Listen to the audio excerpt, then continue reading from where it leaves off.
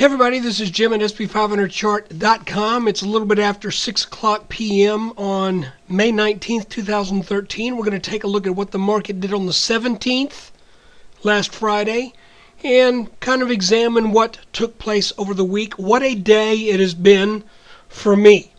And I know it's not all about me, but I'm sitting here in my flooded basement doing this video. And any minute now, Service Master is going to come by here to suck the water out of my basement. I'm hoping. So, before we get started, let me remind you that the website and the video are for educational purposes only. Nothing stated at the site or in the video is intended to be used as investment advice. I can draw lines on charts, but you have to draw your own conclusions from your own research, and you need to make investment decisions that are suitable for your personal financial situation.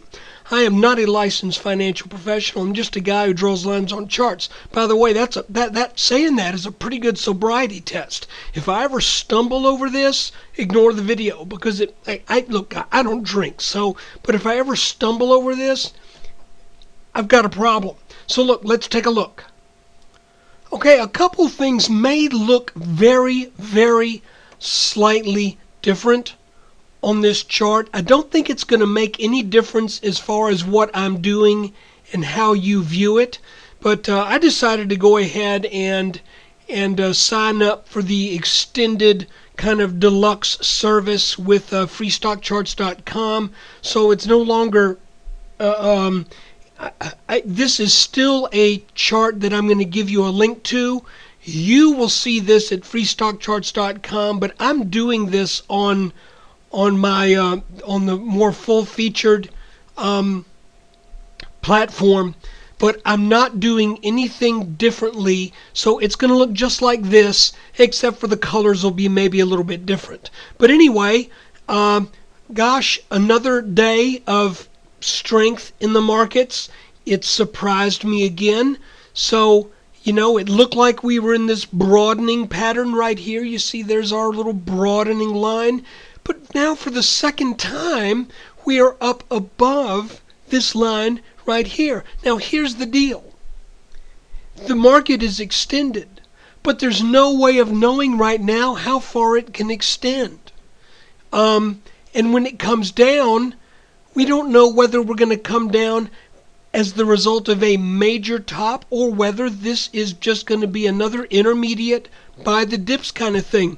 And I'm seeing things in stock charts of individual stocks that kind of leads me to believe that we could be tooling on up higher and higher and higher, at least for a spell.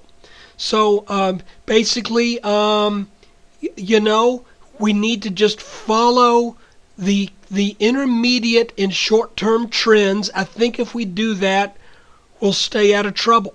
And right now, we have this line right here that serves as our first major test. If this line breaks, then look for a decent-sized sell-off. Right now, it's not anywhere close to breaking. As a matter of fact, it looks as if the market wants to try to take it out from the upside. Now, we've seen this kind of behavior before. We saw it in Apple when Apple got over 700. We saw it in silver when silver got a good bit over 40. And we know that typically it's hard to call the top. But we know that when we get that kind of just this inflow of money that seems to be without regards to rhyme or reason, that often that is the beginnings of a topping situation. But again, I'm not going to call a major top until we get a major sized pattern. And right now, I think the safest thing to do is to stick with the channels, trade on the channels until the channels start to break. So, that said, let's move in a little bit closer. On a 10-minute chart, you can see that, I'm going to back off to a 15-minute. Earlier in the week, we had identified the potential of this being something of a broadening pattern. Okay? But as I look at it now, it looks to me like this green channel is really pretty much the operative thing. On Wednesday, the market rallied up to tag this red line, and I'll remind you that that red line is let me see, what do we need to do here? That'll work. Let's go to a 4-hour. This red line was our support line in the initial channel that bounced off of November, and you could see it broke down momentarily in late December, but then we spent almost all of the time above this line. Then when it broke, we have not been able to get back over that line since, and we've had 2 attempts this past week to do so. And you know, the fact that this tagged both the green line and that red line, if that isn't a sign that this is where the sell-off should start, I don't know what is. And it looked like it started, but then on Friday the market just reversed right on back up and said, nope, we're going to keep going up. So guys, what's a good way to put it? The good news is that we are still, come on, move for me. I'm having to get used to this new platform a little bit. There we go. It's got a few little peculiarities, but basically, until we start seeing some of these support lines fall, there's nothing really that can be done. I wouldn't be buying here. I would possibly be selling, but if you're in the S&P, I would still probably wait till we see some of these lines break. We've got this little gray line right here that looked like it broke on Thursday, but not by a technically significant amount, and that led to a quick recovery on Friday as if this never happened. So, guys, just another week where for the entire week we were expecting some support levels at this line, some resistance levels at this line, likely resistance here, but this market wants to just take all that out. And you can't deny the strength of it, but at the same time, it kind of makes you want to scratch your head and go, okay, why is this happening? One of our members at SP500chart.com made the comment that this is a record number of days were set where the S&P was outside of the daily Bollinger Band. Now, I don't know where exactly that poster had the Bollinger Bands set up, because those are based upon moving averages and what have you, but literally using his indicator that a record number of days since I believe the 1950s of 10 days being over the top of the Bollinger Band in the S&P 500. I'll try to get more decent details on that. So, Matt, if you want to fill me in with the details on how you've got your Bollinger Band set up, then I'll post that later, either in the forum or in a video this week. But guys, all I can say is, yeah, I would tell you, I would not expect this market to be able to get much higher, but that has been what I've been saying since 1600, and we just keep going higher. So this sort of has the feeling of some irrational exuberance to it, but I have to temper that at the same time and tell you that there are some fairly major stocks that are just now starting to break out. Ford, for example, is breaking out. General Motors, breaking out. U.S. Steel looks like it's just now starting to reverse. So we've got these underlying stocks that are starting to look actually like they're just now starting to move up. So how interesting is this as we see this unfold before us in what appears to be almost historic levels of, shall we say, enthusiasm. So Let's see what happens coming into this week. Let's see if we start to see some weakness, and if we do, if it's anything significant. You know, we're sort of in uncharted waters here. Still no big pattern for us to depend upon. So it's a little bit touchy-feely right now.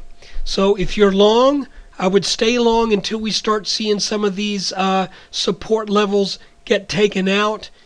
If you're short, my heart goes out to you. If you're looking to short, I would wait till there's a sign of some significant downside, and then short on a pullback.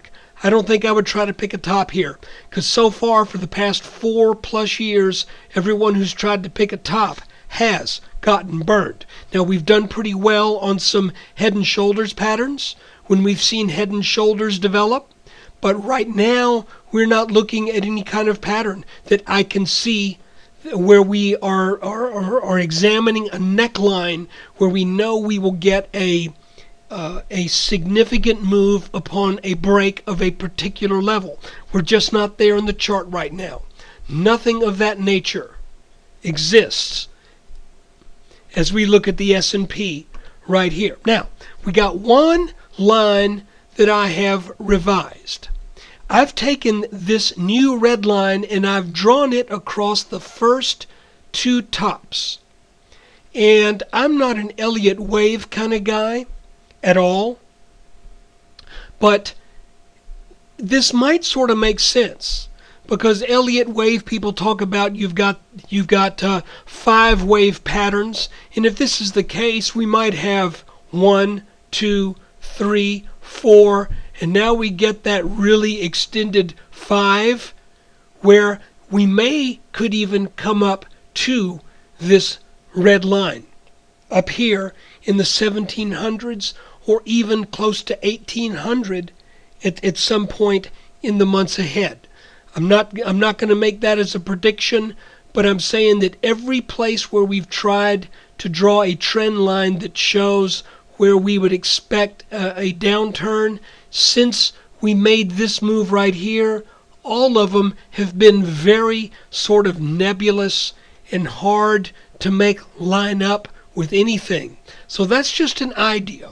I'm not saying this line is anywhere near being in stone, but right now I think every other place where we try to line this up with either of these two tops that happened in 2012, then we end up with a situation where the market is blowing out over the top of a what should be a long-term resistance line.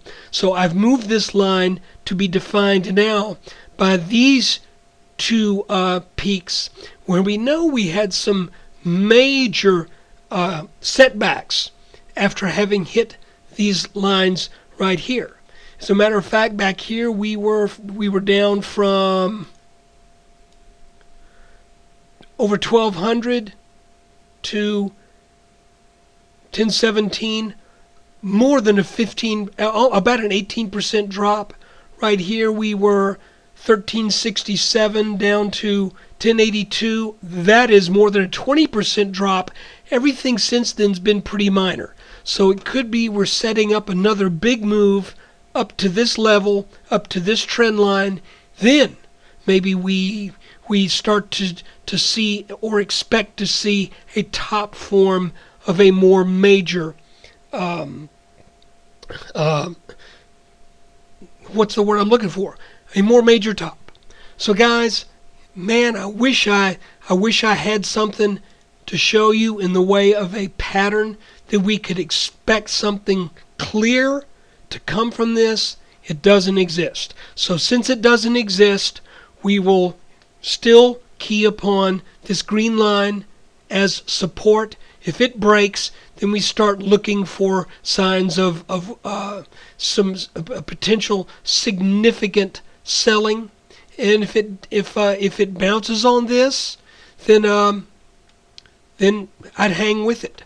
But I'm not going to be a big buyer until there's some corrective move. So guys, there you have it. There's your weekend video. I wish I had a more clear sense of direction for you, but for now, hey, let's just stick with the channels. We've got some channels that have been working. Let's hang with those until they stop working. Thanks. Take care.